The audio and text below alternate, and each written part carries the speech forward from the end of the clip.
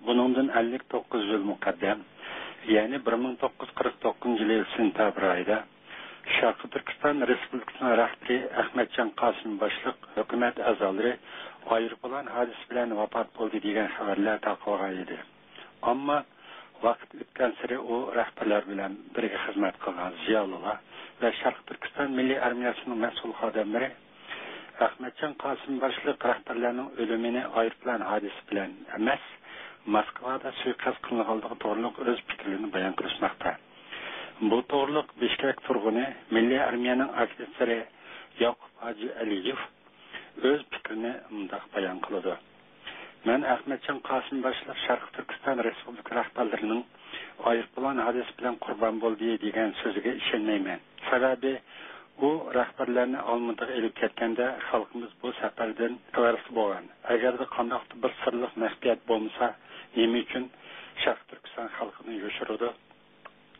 Keyin ma'lum bo'lishicha, Sovet rahbarlari ularni Olmaotaga keltirib, avtonomiyaga rozi bo'lishga besim ishlatgan ekan. Ahmetcan Kasım boshliq hukumat rahbarlari Moskvaga bosh aymagandan keyin Stalinning terrorlik bilan yo'q qilib etilgan. Yillar o'tgan sari bu qotillikning siri oshkor bo'lmoqda. Ma'lumotlarga asoslanganda Şarkı Türkistan Respublikası rahbarlarının ölümü ayrıpla hadis bilen bo'lmay, nəhayət məxfi tayyorlanğan Sovetlər İttifaqı bilen Xitay hökumətinin til biriktiriş arqılı eğitirilgan cinayi hərəkət olub, Şarkı Türkistan Respublika rahbarları Stalin bilen Mao Zedong'un öz ara kelişim bilen öldürülgen deb yazıdı. Dünya Uyghur Kurultayı'nın muavin reisi Kahraman Hocambardiyev özünün yakında nesirden çıkan Rus dilideki Uygurlar degan kitabıda. Bu yana sözün devam kılıp, biz endi bu facianın kronologiyalik taraqqiyotini nazar salayli deydi.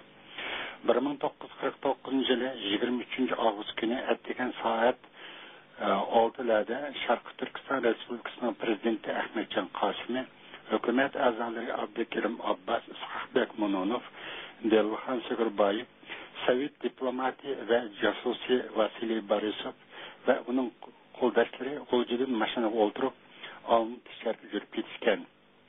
Sovet əməldarları o rəhbərlərə Xitayının Bejində işildiğən шығыныға Sovet territoriyası Qazaqistan, Sibir, Baykal və Manjira arqılıq bazıqalarını ұқтылған. Qorğa çiğrası da olanı Qazaqistan hökumət vəkilləri kütüb alған. Əməliyyatda bu adamlar diversiya və terrorluq bürosunun qat'i məxfi başlığı General Soda Pulatov'a baş etdi. Bu doğruluq silahlığa təldirinin namzatı mərhum Asım Bakı özünün Xonzirlik degan kitabida mundaq deydi. Alımda bu Uyghur vəkillərdən uzun söhbət yürgüzülgəndən keyin Kreml əməldarları ularını Xitay dövləti tərkibində avtonomluğa köndürüşkə hərəkət qılğan bolsa-mı, Ahmetcan Kasım'ı, İshakbek Munonov, Delvihan Sigurbayevlar müstəqillikni qat'iy talab qilgan. Abdülkerim Abbasov və Lüvücülər başqa fikirdə bolğan. Almut şəhərdə Şarkı Türkistan Respublika rəhbərləri də nəticə çıxmagandan keyin mərkəzin buyruğu bilan bu rəhbərlər vitse-konsul Vasiliy Borisovның uzatishi bilan ular Moskvaga keltirildi. Rəhbərlər aeroplanın düşüşü bilan qo'lga ilinib, Lubank nomli turumga tashlandi. Ko'p so'roq qiynash ishlaridan keyin 1949 yılı 27 Ağustos günü Şarkı Türkistan Respublikası'nın rahbarları vahşilarca öldürüldü. Bir qancha vaqtdan keyin Rossiya gazetlariga atalmış ayrılan hadisi doğruluk yalgan haberlerini taqib Uyghur xalqini aldaydı. Mana bu qatillikning haqiqiy sir bo'lib hisoblanadi. Bu doğruluk bizim ziyoratimizni qabul qilgan Şarkı Türkistan Milli Armiyasının polkovniki 88 yaşlı Hüseyin G'azaki bilan bo'lgan suhbatda u Uyg'ur rahbarlarini Sovet hökuməti Moskvaga olib o'ldirganligini rostligi, biroq bu jinoyat ularning munchiga tushib, tavnish niqobi bilan gaz bilan o'ldirgan deb undaq deydi.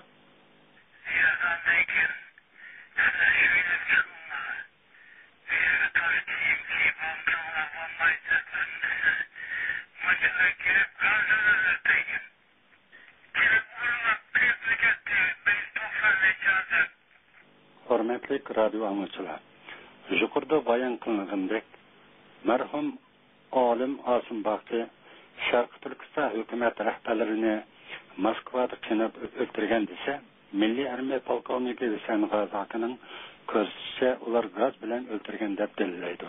Demak, hozir ochiq ma'lum bo'ldiki, bu Uyg'ur rahbarlarining o'limi aeroplan hodisi bilan emas, Moskva jallodlarining qo'li bilan o'ldirilganligi ma'lum bo'ldi.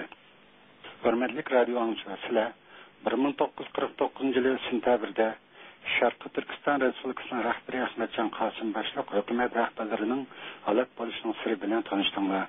Erkin Asiya radiosi uchun tayyorlagan Tursun Islom Sarxosh.